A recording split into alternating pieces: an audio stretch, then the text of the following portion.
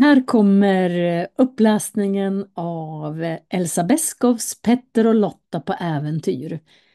Och den är uppläst av Marie Rödemark.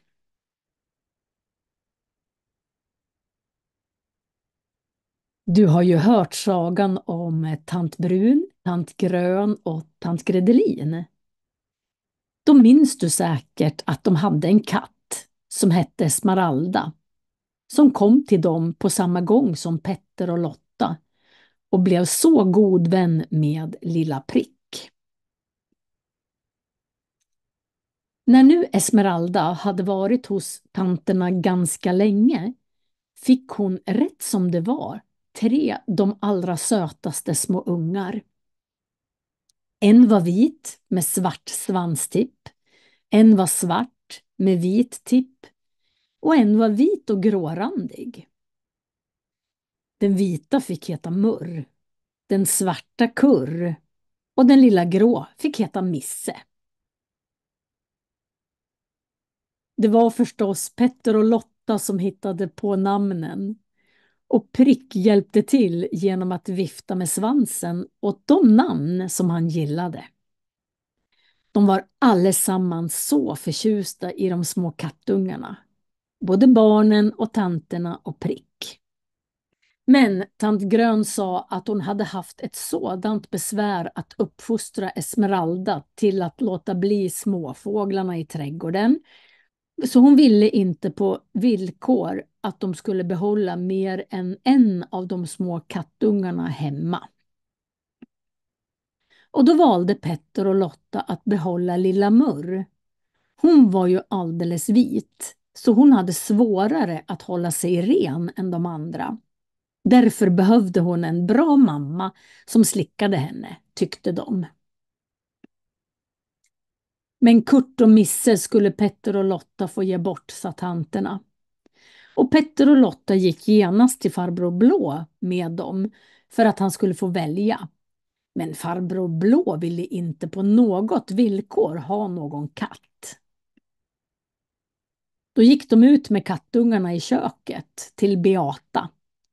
Och hon blev så förtjust i lilla Misse att hon nödvändigt ville behålla henne. Men vem de skulle ge kurr åt visste barnen ännu inte. Dagen efter, sedan de gett bort Misse, hade barnen lektion för farbror Blå i hur man ska göra för att bli snäll. Farbror Blå berättade för dem att man ibland kan göra stygga människor snälla bara genom att försöka vara riktigt, riktigt snäll mot dem. Och det funderade Petter och Lotta mycket på. Men de kände ingen annan stygg människa än den där positivhalaren som hade stulit lilla Prick en gång. Och han hade ju gått sin väg för länge sedan. Så honom kunde de inte komma åt att vara snäll mot. Men så kom de att tänka på att Tvätt-Kristin, som de hade bott hos innan de kom till tanterna, hade varit ganska stygg mot dem ibland. Och då hittade Lotta på att de skulle ge lilla Kurr till Tvätt-Kristin, så blev Kristin kanske alldeles förfärligt snäll.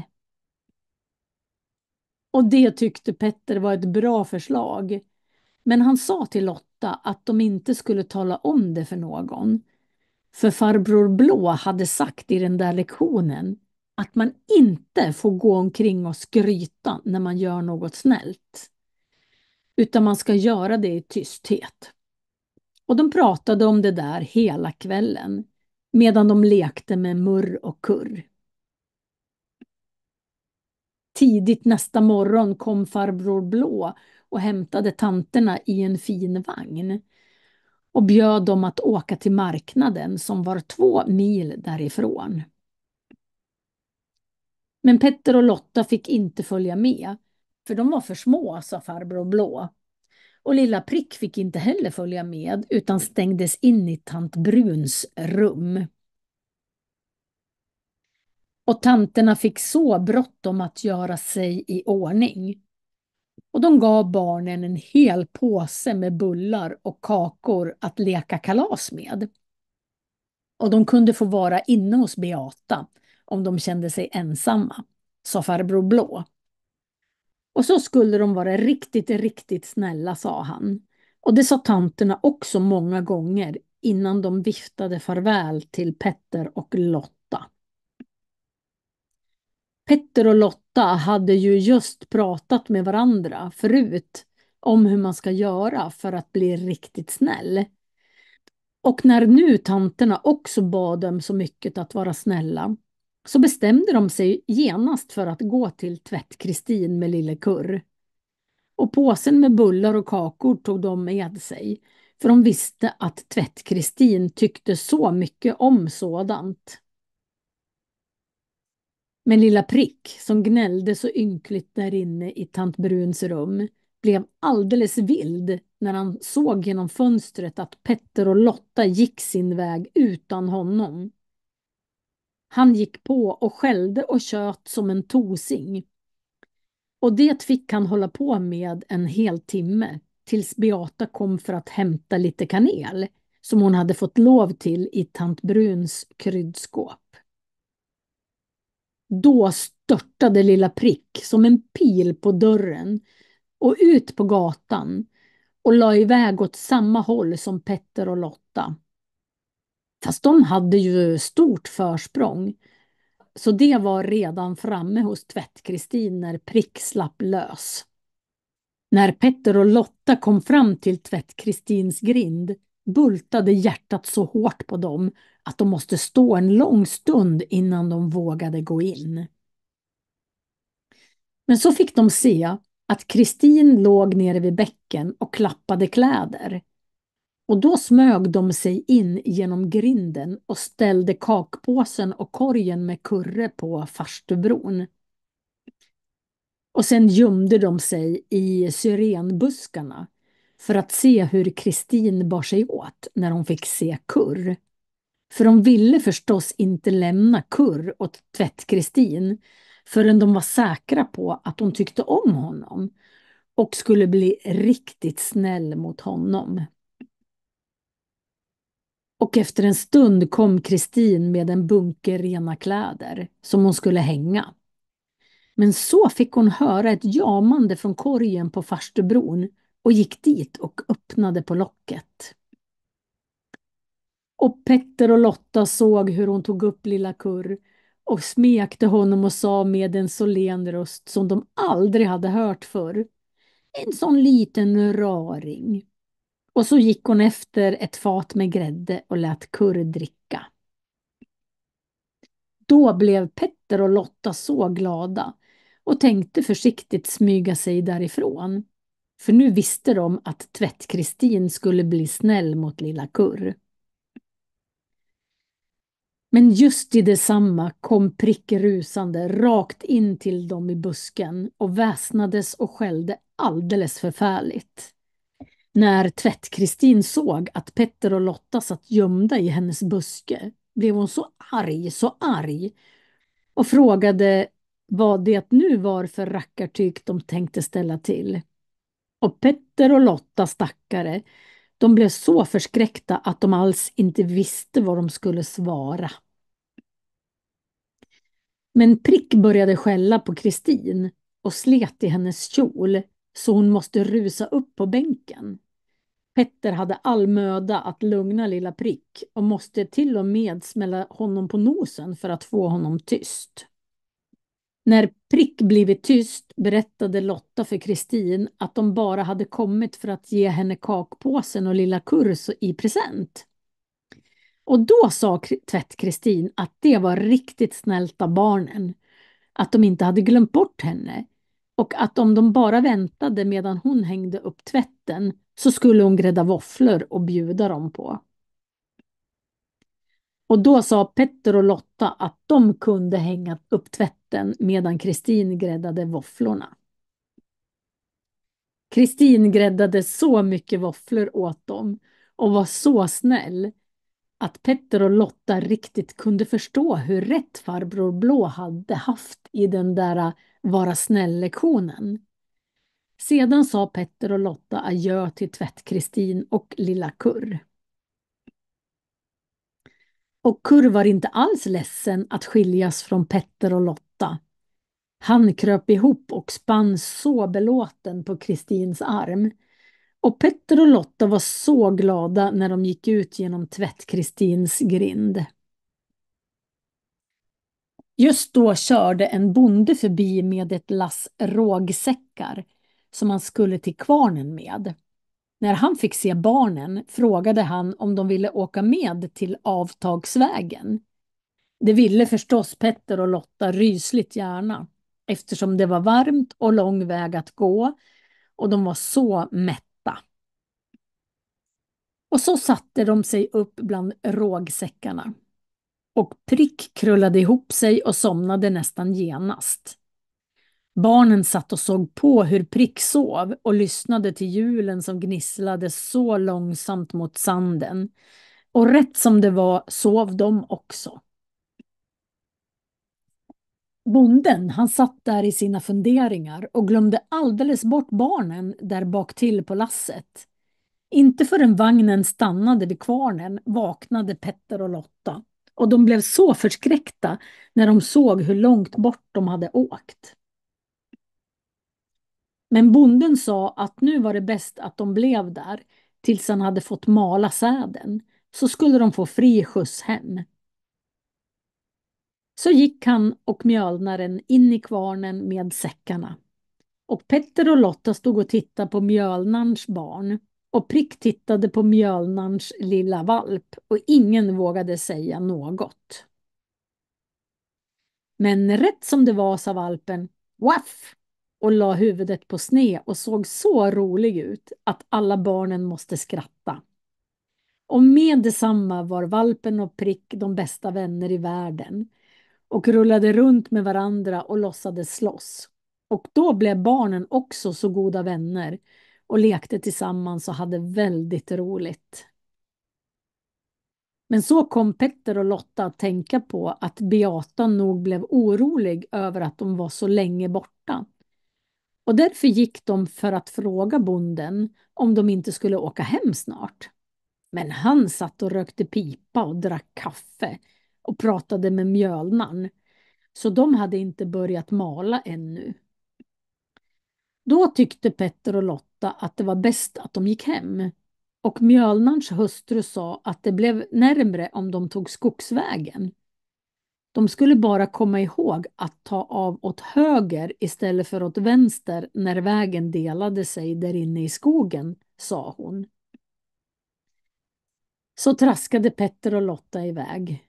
Men lilla Prick fick de inte med sig hur de än ropade. För han och mjölnarns valp stod i hasselsnåret nedanför kvarnen och vaktade en igelkott som hela tiden fräste och stack ut sina taggar. Och det tyckte Prick var så spännande att han varken hörde eller såg något annat. Men det visste inte Petter och Lotta. De tänkte att Prick kanske gett sig av i förväg, som han brukade göra ibland. Han hittade ju så bra överallt.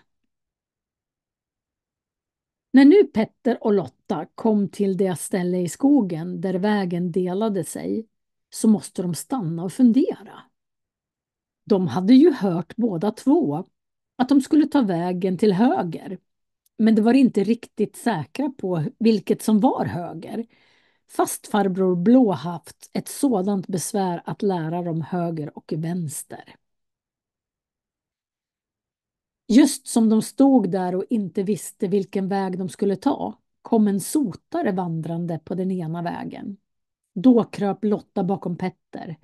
Men Petter visste mycket väl att sotare inte alls är farliga, så han frågade honom istället vilket som var höger och vänster.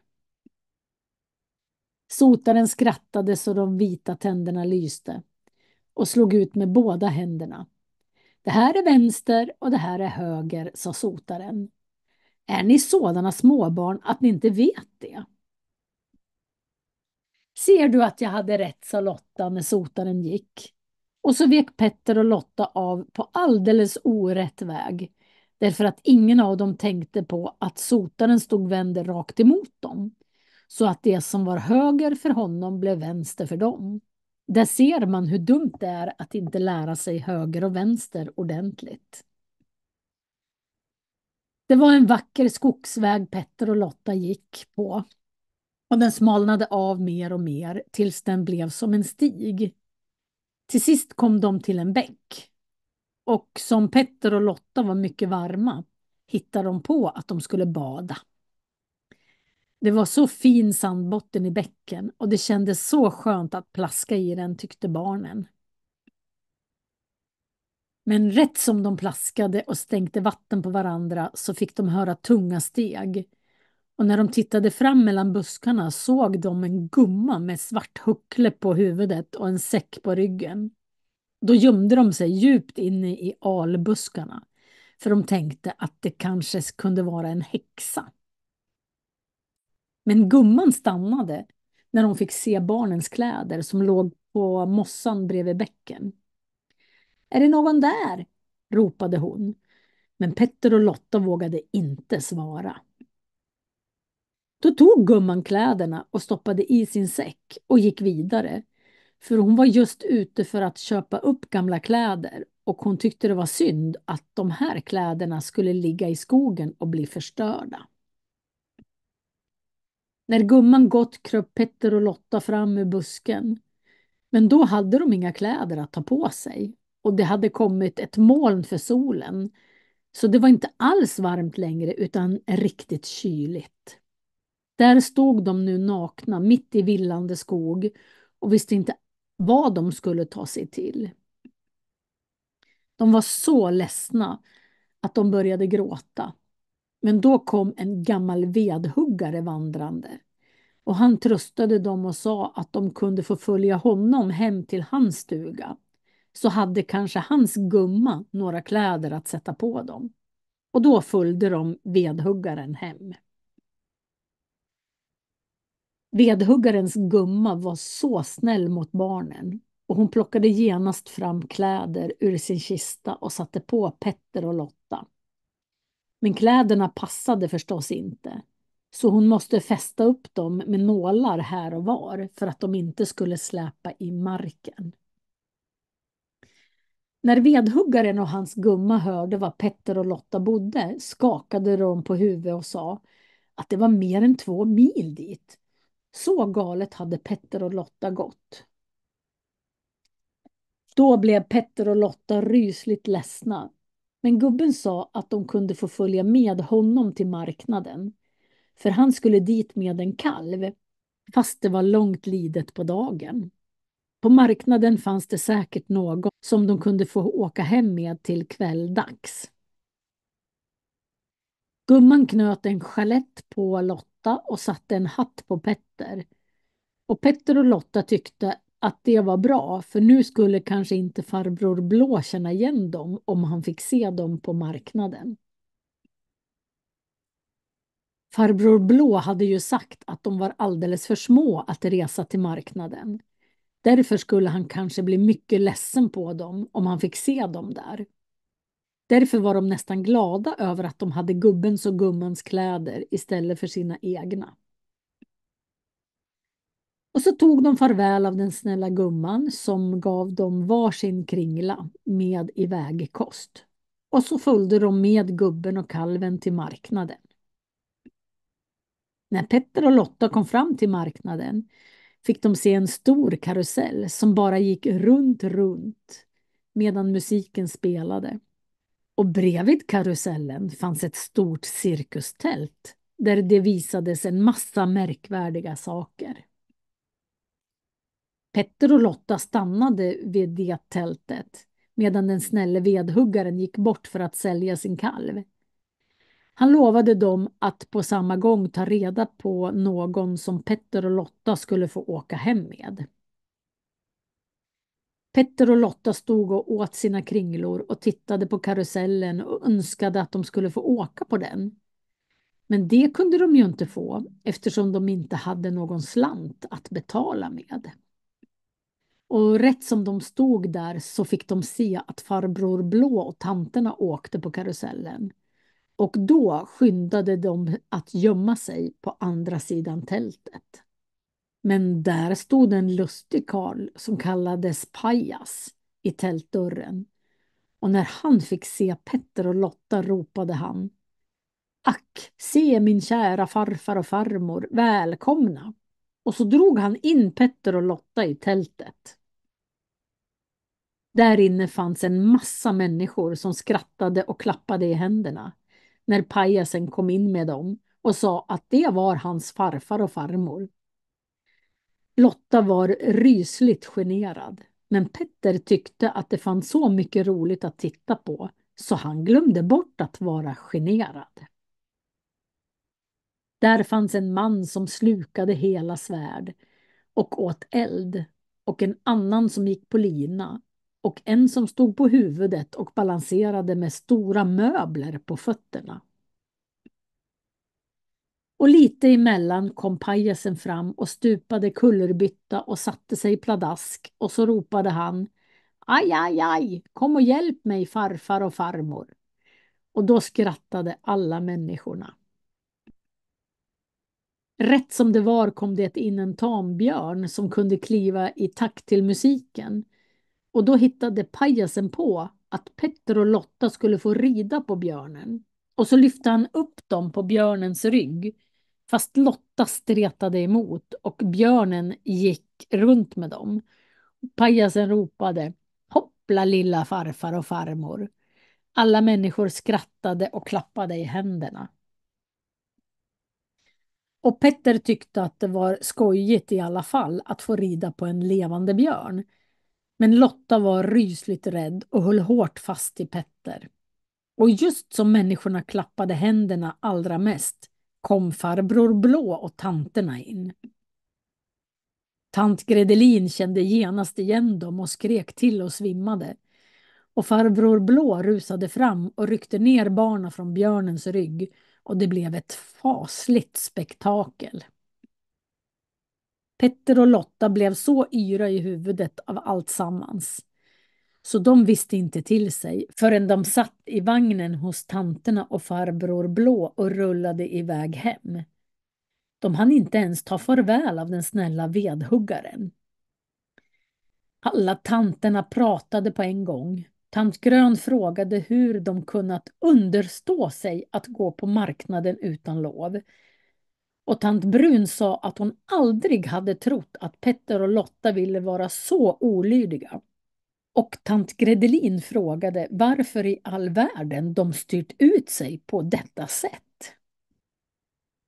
Men farbror Blå sa lite emellan: Den här gången måste då riset fram. Det är tydligt det. Petter och Lotta kunde inte alls berätta hur allting hängde ihop. För Lotta hon grät så att hon inte kunde tala. Och Petter visste inte alls hur han skulle börja. Under tiden rullade vagnen allt närmare hem och det såg ganska mörkt ut för Petter och Lotta. Men rätt som det var kom lilla Prick rusande mot dem i ett dammoln och var alldeles utom sig av glädje över att se dem. Stackars Prick. Han hade ju letat efter barnen i flera timmar utan att kunna finna dem. Då stannade farbror Blå vagnen för att ta upp Prick och tant Brun sa: Hur i all världen har lille Prick kunnat slippa ut ur mitt rum? Är det ni barn som släppte ut honom? Nej, han kom inte ifatt oss förrän vi var hos Tvätt-Kristin, sa Petter. Har ni varit hos Tvätt-Kristin? Frågade farbror Blå rysligt förvånad. Vad gjorde ni där? Då visste Petter äntligen hur han skulle börja berätta. Och rätt som det var berättade Lotta också. Och så fick då tanterna och farbror Blå höra hela den långa historien. De var så intresserade och tyckte att det var så synd om barnen som stått där ensamma i skogen utan kläder på sig. Så att tant Brun nästan grät. Och tant Gredelin sa att det var som en riktig roman. Men farbror Blå sa ingenting. Så Petter och Lotta var lite fundersamma. Om det där riset kanske skulle komma fram ändå när de kom hem. Men det gjorde det inte. Farbror Blå klappade dem bara på huvudet och sa att de varit snälla barn som hade hört så väl på vad han lärde dem under lektionerna. Men nästa gång de tänkte göra något så där extra snällt så skulle de fråga honom till råds först. Det kunde inte kallas att skryta, sa farbror Blå. Och så sa han att om de nästa morgon var alldeles säkra på höger och vänster när han förhörde dem så skulle de få följa med honom till marknaden och åka karusell. Fast då måste de ha riktiga kläder på sig. Som väl var hade Petter och Lotta andra kläder att ta på sig. Och höger och vänster var de alldeles tvärsäkra på. För de behövde bara tänka på att höger var tvärt emot det håll de gick åt sen de hade mött sotaren i skogen. De var så lyckliga över att allting slutade bra. Det var lilla Pricks förtjänst, tyckte Petter och Lotta. För om han inte hade kommit och mött dem där på landsvägen så hade det inte blivit av för dem att berätta hur det hängde ihop med allt sammans. Och då hade dagen minsann inte slutat väl. Därför bad Petter och Lotta att få ta lilla Prick med på karusellen. Och det fick de. Men på vägen till marknaden lämnade de tillbaka kläderna till skogshuggaren och hans gumma. Och de följde med fram till marknaden. Och farbror Blå bjöd dem också på att åka karusell. Och de hade så roligt allesammans. Men Esmeralda och lilla Murr stannade hemma. För de trivdes allra bäst hemma i köket hos tant Brun. De hade inte alls lust att ge sig ut på några äventyr i vida världen. Och nu är sagan slut. Detaljerad gloslista finns i en separat video. Länk till den finns i första kommentaren till filmen och i beskrivningen. Även länk till spellistan med alla inlästa ljudböcker finns där.